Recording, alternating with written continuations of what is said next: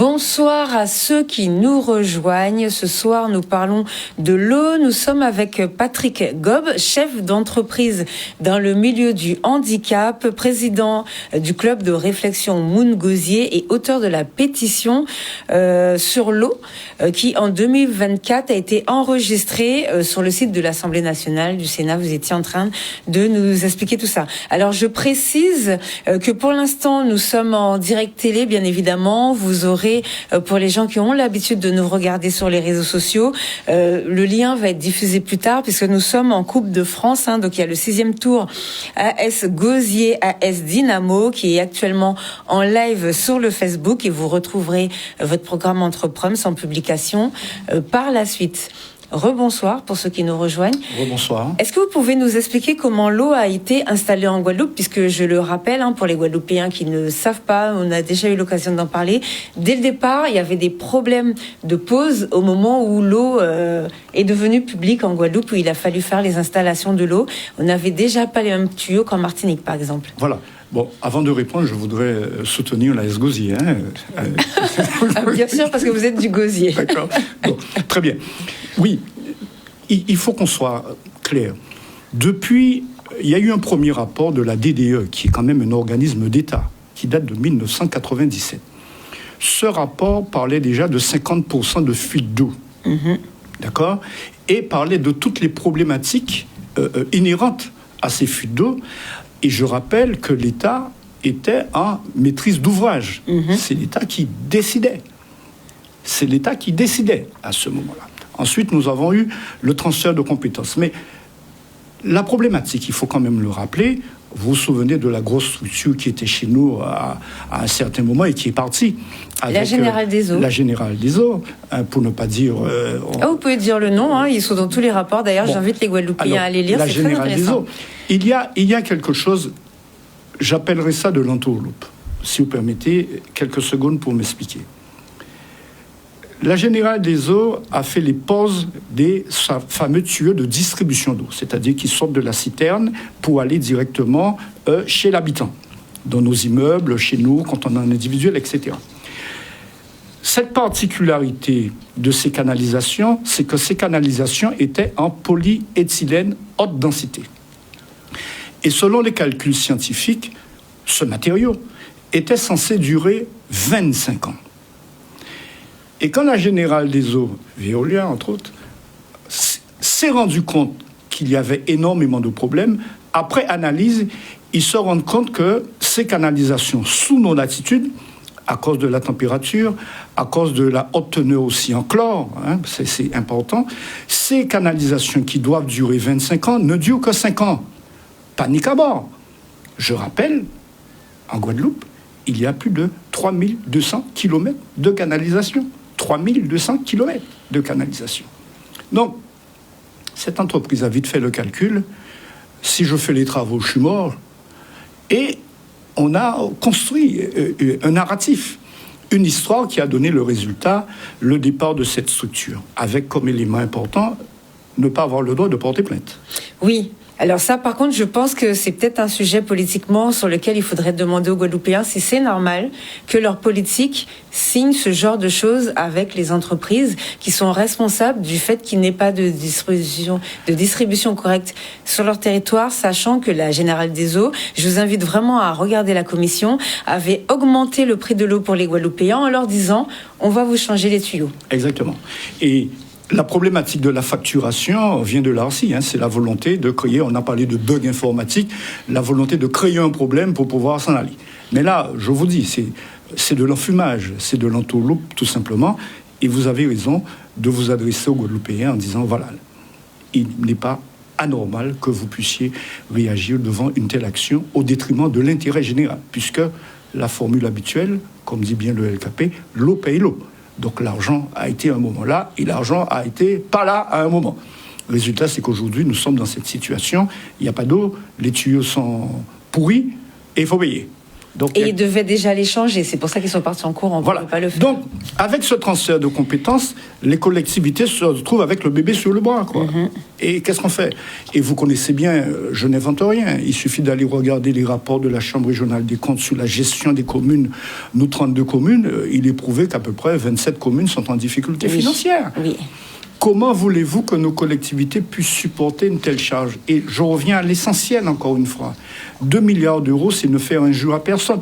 Nous ne sommes pas calibrés. Nous n'avons pas la puissance financière nominale pour un tel investissement. Donc, il revient à l'État, qui a été partie prenante. À cette dynamique. Avec nous, il revient à l'État d'assumer cette responsabilité. Je parlais d'établissement public d'aménagement, quitte à transférer après la compétence aux collectivités avec un certain nombre de rigueurs. Et c'est raison pour laquelle je cherchais la formule. La responsabilité première et ultime de la gestion de l'eau revient à l'État. Oui, ça c'est dans la loi, puisque l'eau est le premier aliment contrôlé en France. Exact. Donc, sur cette base-là, dès le départ, nos collectivités sont handicapées. Je ne jette la pierre sur personne. Il y a des élus qui ont fauté. Et il est normal que la loi puisse passer par là. Mais une fois qu'on a dit ça, on va à l'essentiel. Comment on fait pour retrouver une situation d'un pays dit normal? La Guadeloupe ressemble à un pays du quart-monde aujourd'hui. Même pas, puisque la France envoie beaucoup d'argent, donc ils ont plus d'eau que nous. Alors, il paraîtrait que Marine Le Pen aurait dit, mais ça je ne le confirme pas, mais ça circule, où l'État a envoyé plus de 200 millions d'euros pour l'eau à Gaza. Alors, on ne fait pas de comparatif. Effectivement, c'est vrai, et elle avait d'ailleurs aussi proposé que l'État prenne en charge les travaux et qu'après... Voilà. Comme je le dis, un établissement d'aménagement... Est-ce que c'est une bonne idée de laisser ce genre de propos à un parti qu'on ne veut pas voir arriver au pouvoir? Je ne ferai pas de commentaire. Voilà. J'analyse une situation en disant la chose suivante. Il n'est pas anormal qu'aujourd'hui, vu la situation sanitaire, vu la situation de santé publique, vu la situation même psychologique de notre population par rapport à cette problématique de l'eau, à mon sens, il n'est pas anormal que l'État prenne sa responsabilité et assume. L'ONU le lui a demandé, la Cour européenne le lui a déjà demandé, même si elle a dit qu'elle n'est pas compétente de par le fait que nous ne sommes pas dans la charte européenne des droits sociaux. Non, il faut sortir de cette situation. Alors, vous voyez, l'ancien préfet qui est parti, le soir de son départ, il est sur un média, c'est lui-même qui dit « il faut 2 milliards sur la table ». Mais pourquoi maintenant? Pourquoi pas avant? Pourquoi ne pas avoir tenu ce discours-là auparavant? Donc, on est dans un jeu de chat et de la souris, mais à un moment donné, ça nous pose de vrais soucis et il n'est pas anormal de porter le fer pour que l'État, sans mettre en cause l'État, mais simplement, nous ne sommes pas en capacité financièrement d'assumer une telle charge de par le fait que le chantier est titanesque. Il me semble qu'à partir de là, l'État joue son rôle. Pardonnez-moi. Pour les Jeux Olympiques. Ils ont fait dépolluer la Seine qui a coûté 1 milliard et demi. Pour dépolluer la Seine pour 15 jours. Oui. Puisque maintenant, les Jeux, c'était... Bon, j'entends bien la difficulté actuelle, on ne peut pas voter de budget, j'entends tout cela. Mais il y a eu, depuis François Hollande, des manifestations par rapport absolument. à l'eau. Donc, il a, pour moi... Il faut ce sursaut de l'État et de nous-mêmes d'ailleurs, parce qu'on parle beaucoup de la résilience des Guadeloupéens. Je dis souvent, ça dépend aussi de nous, puisque vous ne vous rendez pas compte, la situation est devenue tellement perverse. Écoutez bien ce que je vais vous dire, puisque moi-même je le vis. On ne se plaint plus parce qu'il n'y a pas d'eau. On se plaint parce qu'on ne nous dit pas quand est-ce qu'il y a des coupures d'eau. Oui, voyez un peu l'évolution. Effectivement. On n'est plus fâché parce qu'il n'y a pas d'eau, ça va de soi. C'est intégré dans la population. On a intégré, je dirais, ce dysfonctionnement. Et je dis, attention, on va à notre perte à ce rythme-là. Alors bientôt, on va dire merci qu'on aura une fois par mois de l'eau. Alors, on va dire merci qu'on aura tous les 6 mois de l'eau. Alors, non, il faut réagir. Et il faut se donner les moyens pour que l'État soit notre partenaire, puisqu'on ne peut pas aller à l'encontre, ce n'est pas le but. Soit notre partenaire, mais dans une telle situation, au risque de me répéter, nous n'avons pas la capacité financière nominale pour un tel investissement. Si l'État ne reprend pas l'eau, parce qu'on voit qu'aucun président n'a l'air de s'intéresser à ce sujet, avec tous les présidents qui sont passés, est-ce qu'il y a une solution ? Je ne vais pas raisonner de cette manière-là, si vous permettez. Alors allez-y, expliquez-nous. Il faut que l'État s'investisse, puisque grâce à l'État, on a accès à des fonds européens encore plus importants. Et il me semble, en prenant cette responsabilité, on va sortir de ce qu'on appelle le copinage local, puisque c'est l'État qui sera maître d'œuvre là-dessus. Il y aura un effort financier majeur et rapide. C'est surtout ça qui m'importe. C'est la mobilisation des fonds et l'ingénierie qui vient derrière, c'est-à-dire les compétences nécessaires pour mettre à profit ce financement et les travaux qui viennent derrière. Donc, aujourd'hui, à mon grand regret, ce n'est que l'État qui est en mesure de donner, je dirais, ce coup de pouce violent, immédiat, important pour sortir d'une telle situation. Parce que croyez bien, l'avenir, l'éternité passera peut-être plus vite, mais attendre 200 ans pour avoir de l'eau potable... Ça va être un petit peu compliqué pour nous tous. Ce n'est pas sérieux. Alors, il nous reste un petit peu plus, plus d'une dizaine de minutes. Je voudrais qu'on revienne sur la pétition. Je rappelle que vous avez déposé à l'Assemblée. Donc, comment ça se passe maintenant ? Puisqu'on a vu que le gouvernement, tout a tourné. Oui. Comment ça va se passer ?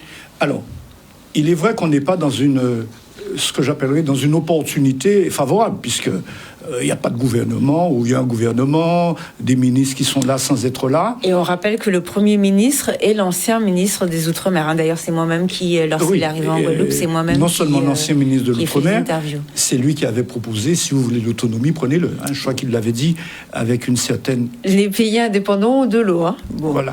Il l'avait dit avec un certain mépris, ce qui n'était pas tout à fait acceptable. Bon, bref, on n'a pas fini d'entendre. Aujourd'hui, nous avons un gouvernement dans une forme d'incertitude. J'entendais encore ce matin le risque de la censure plane encore sur ce gouvernement. J'ai envie de vous dire, nous sommes la dernière personne avec qui le gouvernement voudrait parler. On n'intéresse personne, puisqu'il y a des priorités. Il y a déjà le feu chez eux. Il y a déjà le feu. Et je crois savoir que le budget de l'Outre-mer va être encore amputé. On aura des problèmes par rapport au RSA, par rapport aux personnes âgées, par rapport aux pensions de retraite, etc. Donc, l'avenir est particulièrement sombre pour nous autres dans les départements d'Outre-mer, parce que cet avenir l'est déjà pour la France hexagonale. Alors, notre cheminement, c'est de continuer à dire et continuer à penser que l'État doit remplir son rôle dans cette problématique de l'eau. Parce que je trouve, peut-être que je me trompe, mais j'énonce quand même cette hypothèse. Accourir, oui, mais il faut identifier les responsables du SMG. Je n'ai pas dit qu'ils n'ont pas tort.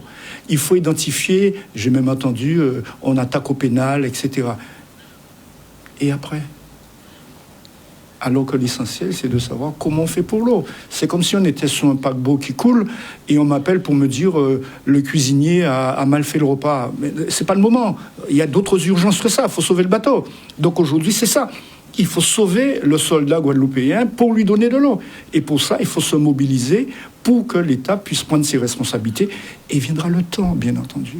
Viendra le moment pour que ceux qui ont fauté puissent payer les actions malfaisantes menées à l'encontre de la population de la Guadeloupe. Alors, j'en profite pour rappeler que le problème de facturation s'est posé aussi. Alors, si je ne me trompe pas, il me semble que c'est à Bordeaux, soit à Lyon ou à Bordeaux, on vérifiera, on vous passera les éléments, mais il me semble que c'est à Bordeaux et la Générale des Eaux a tout de suite réglé le problème. Oui. Donc ça veut dire que quand ça se passe sur le territoire hexagonal, ils trouvent absolument tout de suite une solution.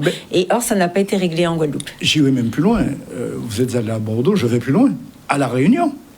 À La Réunion, une plainte a été déposée et la structure qui fournit l'eau a remboursé. Oui. À La Réunion. Donc on pourrait, je dirais, s'imprégner de cet exemple-là.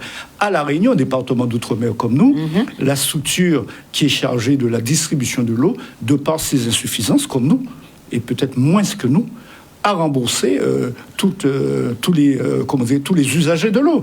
Donc il y a, me semble-t-il, des actions pour qu'effectivement il y ait une vraie prise de conscience de cette situation dramatique. Alors, du coup, votre mouvement, le Club Réflexion Moungosier Citoyen, Moungosier, est-ce que c'est un mouvement citoyen ou est-ce que c'est un mouvement politique ? Alors, je trouve qu'aujourd'hui, le terme politique est galvaudé.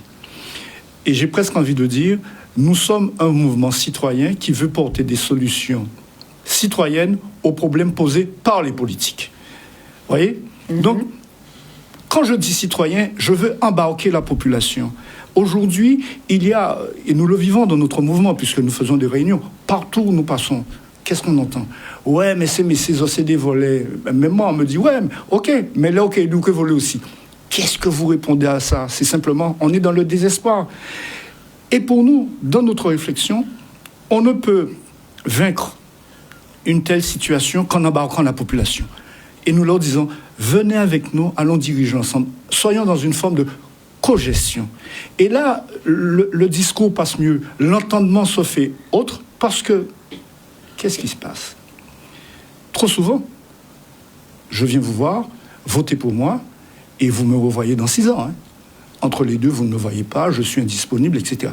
Donc, il y a, bien entendu, de la part de la population, un sentiment de frustration. Ah ouais, mais Zora une voix qui pour voter, les autres, l'un voter bazot en par les autres. Nous, on renverse la vapeur. On dit, allons ensemble, faisons ensemble. Et c'est pour ça que nous parlons de mouvement citoyen. On est dans une dynamique citoyenne, et de par les projets que nous avons, au-delà du bilan que nous avons, puisque nous sommes un des seuls, pour ne pas dire le seul à avoir un bilan.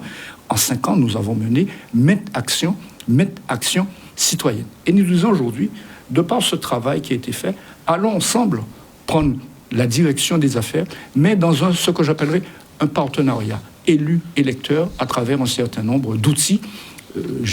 Nous avons appelé ça chez nous un conseil citoyen communal. La C3, c'est pas une marque de voiture, mais la C3, un conseil communal citoyen qui match en même temps que les élus en termes de représentativité, mais qui sont, je dirais, dans la dynamique avec les élus. Et c'est vrai, pour nous, le plan local d'urbanisme, je reviens à mon sujet de tout à l'heure, le plan local d'urbanisme est l'exercice fondamental pour cette action citoyenne, parce que la population sera partie prenante de cet outil de développement, et la population pourra porter des aménagements, puisque qui vit sur le territoire ? C'est la population. Donc autant porter des aménagements qui correspondent aux besoins de la population. Et c'est comme ça que nous créons une forme de partenariat, un attelage, un ticket, bref, un couple qui, à travers l'action municipale, sera comprise par tout le monde, puisque tout un chacun sera partie prenante de la décision communale. D'accord, alors bon, j'en profite pour citer aussi Peugeot, pour rester dans les marques de voitures françaises, et pour une marque de voiture européenne. Il y a quoi qui vous vient en tête ? J'ai pas une grande idée. Bon, on va une Ford, allez hop, une marque américaine comme ça. Bon, il n'y a pas de jaloux. Chinoise, puisque on va laisser les voitures chinoises. Déjà, on sait pas encore comment on va être mangé. Là, on va les laisser de côté pour l'instant. Du coup, moi, je voudrais savoir, parce que si j'ai bien compris tout à l'heure, vous m'avez parlé de liste. Donc là, vous allez vous présenter là pour les élections. Vous nous avez fait une déclaration, c'est ça ? Non, une chose est certaine. Nous serons présents aux élections municipales. Notre mouvement sera présent. C'est tout à fait normal. D'accord, et légitime. Mais vous ne vous présentez pas en tant que maire ? Je pars du principe qu'il faut respecter ce que j'appellerais la démocratie interne. Puisque j'ai parlé de citoyenneté, on ne peut pas s'autoproclamer. Une chose est certaine, notre mouvement a la prétention de présenter le meilleur d'entre nous. Bon, on connaît déjà ce genre de réponse. Vous verrez bientôt, vous allez l'entendre peut-être. Vous entendrez très certainement et très rapidement. Voilà, donc on entendra peut-être très certainement. Du coup, là, comment ça va se passer ? Est-ce que la pétition, elle est encore d'actualité, ou est-ce qu'il faut la redéposer si le gouvernement retombe ? Alors, en l'état actuel, pour le député qui est un ami au demeurant que j'ai pu avoir, normalement, on devrait reprendre la pétition avec le nombre de pétitionnaires. Je rappelle quand même, et pardonnez-moi, je ne l'ai pas fait, pour montrer notre bienveillance. Quand nous parlons de la Guadeloupe, nous avons aussi inclus la Martinique. Nous avons dit Guadeloupe-Martinique pour bien montrer que c'est un élan de d'hommes. Donc, Guadeloupe-Martinique. Et d'ailleurs, pour vraiment aller plus loin, on rappelle qu'à Mayotte, ils ont le même problème d'eau. Absolument. Et la Réunion, bientôt, va arriver d'ici une dizaine d'années. Bon. Comme Mayotte n'est pas sur le continent atlantique, ça n'a pas été cité. Et vous avez tout à fait raison.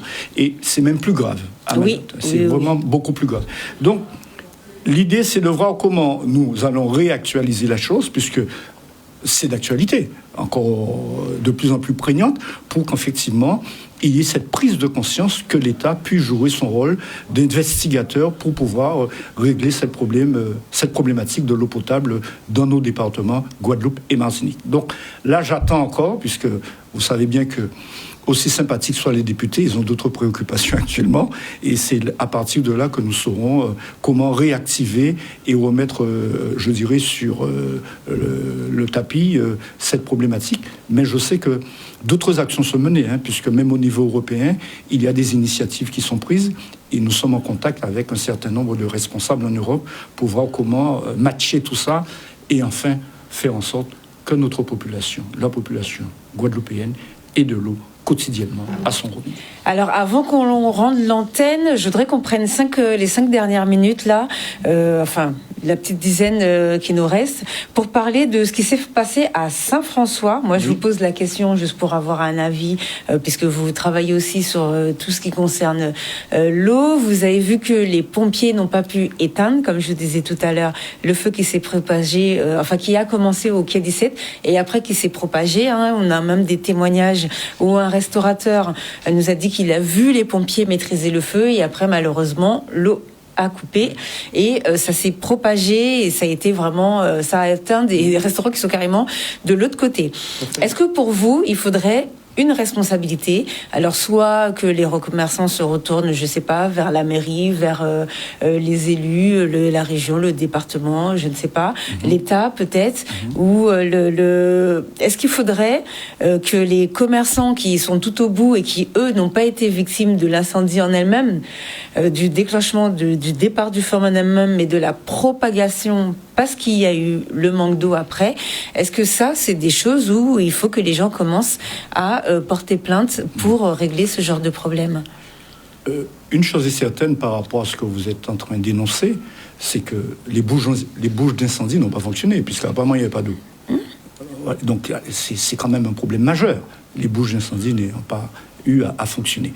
Donc manifestement, les commerçants, tout au moins ceux qui ont été touchés, ont le devoir, je dirais même, de pouvoir se retourner à la fois contre la mairie, enfin les collectivités prenantes, dont le SMG. Et après, par exemple, la mairie pourrait se retourner contre le SMEAG ou contre l'État. Voir, je ne dirais pas que l'État puisse déclarer zone de catastrophe naturelle, même si ça ressemble un peu à ça chez nous, mais il y a, à mon sens, des actions qui pourraient être menées pour pouvoir accompagner ces chefs d'entreprise, puisque là, on a une preuve flagrante d'une absence d'eau à disposition avec les conséquences que nous savons, puisque je reste persuadé, si les bouches d'incendie étaient bien alimentées, peut-être que le feu aurait été circonscrit à oui, là on parle bien évidemment à l'imparfait, à condition bien entendu. Dans le cas où tout fonctionne normalement le feu est censé être maîtrisé beaucoup plus rapidement que ça. Mais il est vrai, et vous avez raison, il faut que les commerçants puissent se retourner contre toutes les collectivités qui, de loin ou de près, ont affaire à cette situation. Et deuxième question, alors je précise que ça, ce sont les mêmes questions à peu près que j'ai posées lorsque j'étais sur le lieu pour couvrir l'événement. Donc j'ai demandé au maire, j'ai demandé aux pompiers, à peu près les mêmes questions pour que les gens puissent bien comprendre ce qui se passe et ce qu'ils peuvent faire. Et donc la deuxième question que je voulais savoir, c'est est-ce que pour vous, maintenant qu'on sait qu'on a toutes ces problématiques de l'eau, qu'il faut 200 ans pour mettre des tuyaux, est-ce qu'il ne faudrait pas modifier les constructions? C'est-à-dire à partir de maintenant, dès qu'on construit quelque chose, on met des citernes ou on met des stocks d'eau, au moins pour les pompiers, pour qu'ils puissent avoir accès, et on trouve une manière de les remplir, pourquoi pas dessaler de l'eau de mer, enfin, sachant qu'en plus on a l'eau, parce qu'on produit plus d'eau, on a tout ce qu'il faut en termes de rivière, donc il me semble que c'est 300 fois plus d'eau que ce qu'on utilise, qu'on produit. Donc il y a la ressource en elle-même, elle est là, mais est-ce qu'au niveau des constructions, là, qu'on est en train de faire, on vient de construire un hôpital, par exemple, est-ce qu'on a pensé qu'on a tout le temps des coupures d'eau, voire d'électricité sur le territoire, pour ne pas construire l'hôpital comme ça a été fait pendant toutes ces années. Ça, est-ce que vous avez un mot sur ça? Oui, avec un mot, j'ai presque envie de dire de nostalgie, puisque je me souviens quand nous étions adolescents, enfin quand j'étais adolescent, pas vous, je me souviens que toutes les constructions, bien entendu, la citerne était partie prenante d'une construction chez nous il y a une quarantaine d'années.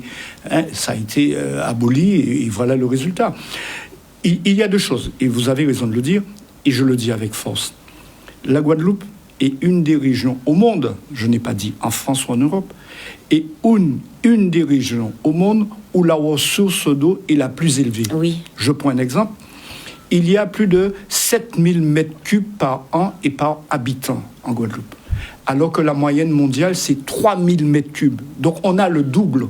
On serait même en capacité, comme certains vendent du pétrole, de vendre de l'eau ailleurs. De vendre de l'eau. Donc c'est pour vous montrer à quel point nous sommes dans cette situation. Là encore, vous avez raison. Et ça fait partie de notre réflexion. Dans le plan local d'urbanisme, il faut trouver les aménagements nécessaires pour qu'on n'ait pas ces constructions qui se fassent, je dirais, en dépit du code de l'environnement et de la construction au demeurant. Je prends un exemple dans notre commune, Le Gosier. Il y a trop de maisons sur notre territoire. La Carle, il y a plus de 6000 habitations qui n'ont pas, je dirais, le tout à l'égout. Oui. C'est... Et pourtant, et je précise, et d'ailleurs, faudrait peut-être... je pose le sujet sur la table qu'on paye quand même, mais qu'on n'a pas le service. Oui, bien entendu, il n'y a pas le service. Donc, l'assainissement non collectif, on le paye, mais le service n'y est pas. Encore une fois, je reviens à cette formule, il faut repenser le territoire. Il faut repenser le territoire. Et pour repenser le territoire, il faut avoir une vision du territoire. Il n'est plus possible. La vie d'aujourd'hui ne permet plus d'avoir, je dirais, des incompétents, je suis désolé de le dire, d'avoir des incompétents en situation de diriger, puisqu'ils mènent à la ruine la commune. Ah, ça, après, ce sont les Guadeloupéens qui ont voté bien entendu, pour eux. Mais il n'est pas anormal, puisque vous parlez de prévention, d'en parler avant. Oui. Parce qu'il ne faut pas qu'on dise après, je ne savais pas, etc. Il faut, et là je suis, je dirais, sans concession là-dessus, il faut que l'action, que le vote se fasse d'une manière responsable et éveillée. Cela veut dire savoir ce qui se passe. Aujourd'hui, il n'est plus possible de donner des responsabilités à des gens qui ne sont pas en capacité de mener à bien l'intérêt de la population. Nous le vivons trop souvent. Parce que la situation mondiale, la situation dans la Caraïbe, fait que nous sommes obligés de pouvoir être compétitifs. Et pour cela, il faut se donner les moyens et il faut les bonnes personnes aux bonnes places pour défendre les intérêts de notre population. Eh bien, merci beaucoup pour votre présence. Ce soir, est-ce que vous voulez peut-être 30 secondes rajouter un mot pour la fin ? Vous féliciter de par les questions qui sont posées et qui, j'espère, ces questions m'ont permis de pouvoir éclairer davantage. Mais je le dis avec force, à chaque citoyen de la Guadeloupe, il faut prendre en main, il faut prendre à charge cette problématique de l'eau et demander que ce soit résolu au plus tôt. Eh bien, merci beaucoup, c'est gentil. Donc, je prends les félicitations pour moi. Merci beaucoup à tous de nous avoir suivis. Le vendredi prochain, n'oubliez pas que nous avons une nouvelle émission qui commence chaque premier vendredi du mois, qui s'appelle l'Atelier de l'Humain. Donc, alors, je sais plus, je crois que celle qui est passée, ça parlait de la santé mentale de nos jeunes étudiants. Très important en plus de parler de la santé mentale. Donc, je vous invite à regarder. Rendez-vous la semaine prochaine assidûment sur Canal 10 pour découvrir le deuxième thème qui sera décliné dans l'atelier de l'humain. Et nous, on se retrouve dans 15 jours et je pense qu'on va peut-être parler, alors je vais pas trop m'avancer parce que c'est tellement, ça bouge tellement rapidement, mais peut-être qu'on parlera du budget puisque là, c'est tombé, on va voir les réactions. Le CMNA commence déjà à dire qu'ils vont rejeter, faut savoir qu'il y a 2 votes qui ont été faits là, donc ça aura un nouvel ISF qui a été modifié. On va voir le retour, on va essayer de suivre un petit peu ce qui va se passer et la fameuse réforme des retraites. Donc comme ça nous laissera le temps de voir un petit peu ce qui va être fait au niveau du gouvernement et on pourra vous en parler dans une quinzaine de jours. Merci à tous de nous avoir suivis. Moi, je vous retrouve demain puisque c'est le week-end de la Toussaint, donc on va faire un tour pour vous parler un petit peu des cimetières et des traditions de la Toussaint sur notre territoire. Merci à tous de nous avoir suivis. Au revoir.